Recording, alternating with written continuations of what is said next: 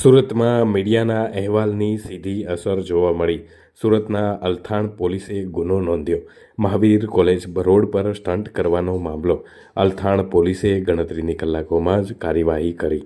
પોલીસે મોંઘી sport car કબજે કરી અને કાર ચાલકની અટકાયત કરી. કાર ચાલક જય દાવરાની અટકાયત કરવામાં આવી.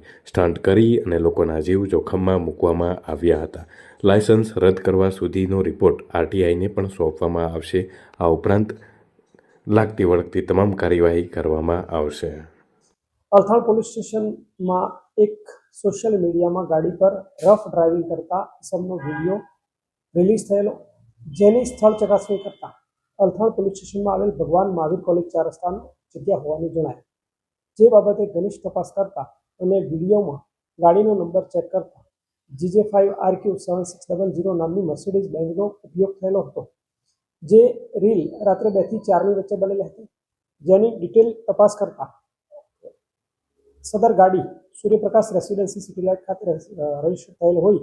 સ્થળ પર જઈ તપાસ કરતા ગાડી તથા ગાડી ચલાવનાર ચાલક જય દાવડા, તેની ઉંમર 20 વર્ષ, તે મળી આવે.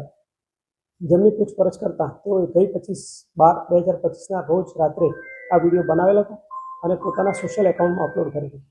જેના આધારે પોલીસ તરફે ગુનો દાખલ કરવામાં આવેલ છે અને ભારતીય ન્યાય સંહિતા 281 મુજબ કાર્યવાહી કરવામાં આવેલ છે અને તેમને અટક કરવામાં આવેલ છે.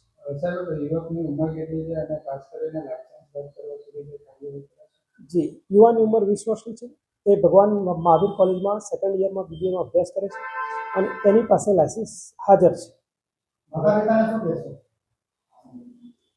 માતા પિતાને એટલો મેસેજ ચોક્કસ આપી શકાય કે સમય બહાર વધારે મોંઘી ગાડીઓ અને ઓવરસ્પીડવાળી ગાડીઓ માત્ર સંતાનોને ન આપતા પોતાની કસ્ટડીમાં સાથે રાખી અને એમને જે પણ જગ્યાએ લઈ જવા હોય તો કોઈ વડીલની હાજરી હોવી બિલકુલ અનિવાર્ય છે.